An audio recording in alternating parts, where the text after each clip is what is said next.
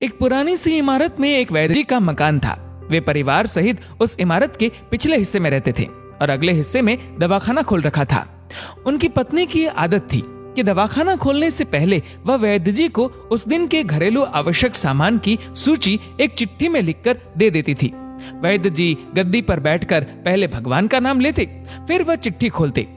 पत्नी ने जो चीजें लिखी होती उनके भाव देखते, फिर उनका हिसाब करते, फिर परमात्मा से प्रार्थना करते कि हे भगवान, मैं केवल तेरे ही आदेश के अनुसार तेरी भक्ति छोड़कर यहाँ दुनियादारी के चक्कर में आकर बैठा हूँ। वैद्य जी कभी अपने मुंह से किसी रोगी से फीस नहीं मांगते थे। कोई देता था, कोई नहीं देता था, किंतु एक बात निश्चित थी कि जो ही उस दिन के आवश्यक सामान खरीदने योग्य पैसे पूरे हो जाते थे, उसके बाद वह किसी से भी दवा के पैसे नहीं लेते थे, चाहे रोगी कितना ही धनवान क्यों न हो।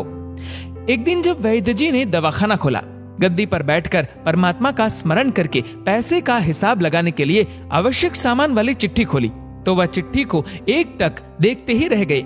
एक बार तो उनका मन भटक गया।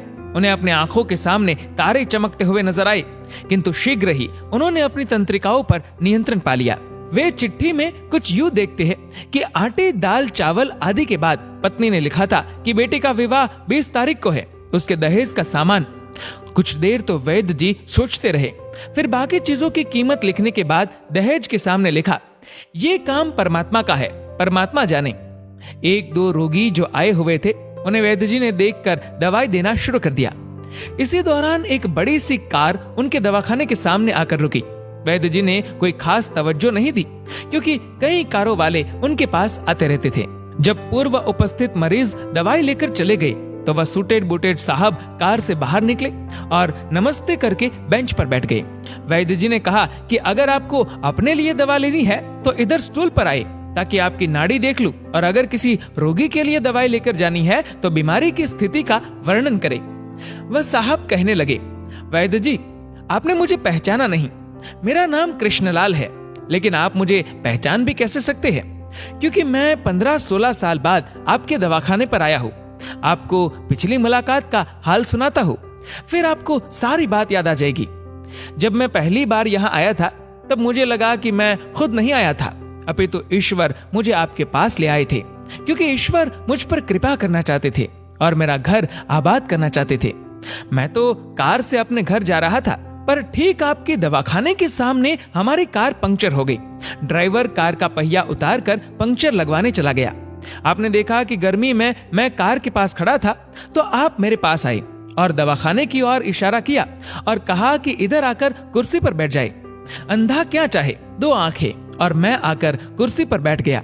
ड्राइवर ने कुछ ज्यादा ही देर लगा दी थी। एक छोटी सी बच्ची भी यहाँ आपकी मेज के पास खड़ी थी और बार बार कह रही थी, चलो ना बाबा, मुझे भूख लगी है। आप उससे कह रहे थे कि बेटी, थोड़ा धीरज धरो, चलते हैं। मुझे लगा कि आप मेरे ही कारण खाना खाने नहीं जा रहे हैं, अतः मुझे कोई दवाई खरीद लेनी चाहिए, ताकि आप मेरे बैठने का भार महसूस न करें।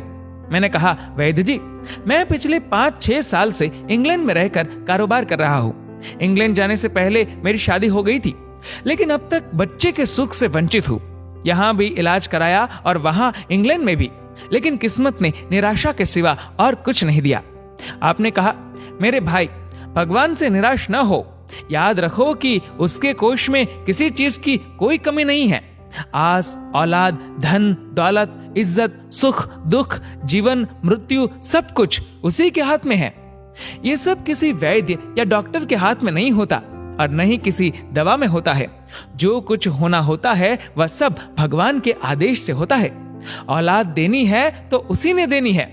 मुझे याद है आप बातें करते जा रहे थे और साथ साथ पुड़िया भी बनाते जा रहे थे।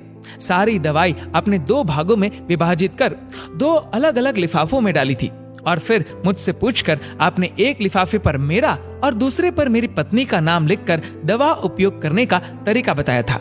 मैंने तब बेदिली से वह दवाई ले ली थी, क्योंकि मैं सिर्फ कुछ पैसे आपको देना चाहता था। लेकिन जब दवा लेने के बाद मैंने पैसे पूछे तो आपने कहा था, बस ठीक है।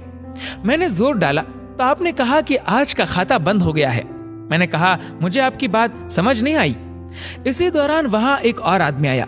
उसने हमारी चर्चा सुनकर मुझे बताया कि खाता बंद होने का मतलब ये है कि आज के घरेलू खर्च के लिए जितनी राशि वैद्य जी ने भगवान से मांगी थी वह ईश्वर ने उन्हें दे दी है। अधिक पैसे वे नहीं ले सकते। मैं कुछ हैरान हुआ और हृदय में कुछ लज्जित भी कि मेरे विचार कितने निम्न थे और ये सरल चित्त वैद्य कितना महान है। खैर, मैंने जब घर जाकर पत्नी को औषधि दिखाई और सारी बात बताई तो उसके मुंह से निकला वो इंसान नहीं कोई देवता है और उसकी दी हुई दवा ही हमारे मन की मुराद पूरी करने का कारण बनेगी। और वही हुआ। आज मेरे घर में 2 फूल खिले हुए हैं। हम दोनों पति पत्नी हर समय आपके लिए प्रार्थना करते रहते हैं। इतने साल तक कारोबार ने फुर्सत ही न दी कि स्वयं आकर आपसे धन्यवाद के 2 शब्द ही कह जाता। इतने बरसों बाद आज भारत आया हूं तो कार केवल यहीं रोकी है। वैद्य जी, हमारा सारा परिवार इंग्लैंड में सेटल हो चुका है। केवल मेरी एक विधवा बहन अपनी बेटी के साथ भारत में रहती है। हमारी भांजी की शादी इस महीने की 21 तारीख को होनी है। न जाने क्यों जब मैं अपनी भांजी के भात के लिए कोई सामान खरीदता था तो मेरी आंखों के सामने आपकी वह छोटी सी बेटी भी आ जाती थी और हर सामान मैं दोहरा खरीद लेता था। मैं आपके विचारों को जानता था कि संभवतः आप वह सामान न ले, किंतु मुझे लगता था कि मेरी अपनी सगी भांजी के साथ जो चेहरा मुझे बार बार दिख रहा है वह भी मेरी भांजी ही है।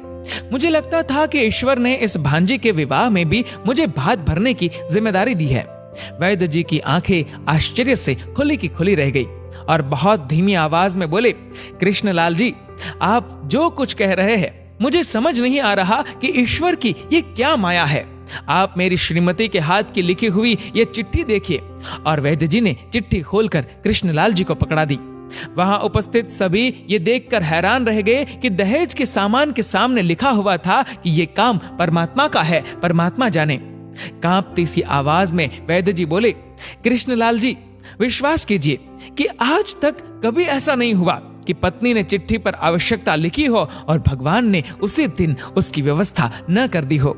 आपकी बातें सुनकर तो लगता है कि भगवान को पता होता है कि किस दिन मेरी श्रीमती क्या लिखने वाली है, अन्यथा आपसे इतने दिन पहले ही सामान खरीदवाना आरंभ न करवा दिया होता परमात्मा ने। वाह भगवान वाह, तू महान है, तू दयावान है।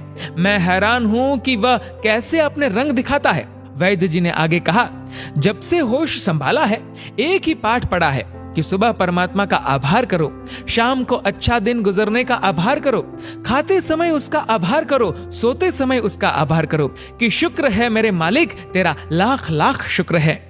दोस्तों, जो लोग अपने जीवन रथ की डोर परमात्मा के हाथों में सौंप दिया करते हैं, परमात्मा उनके लिए क्या क्या नहीं किया करते। आवश्यकता है बस एक सच्चे हृदय से समर्पण की।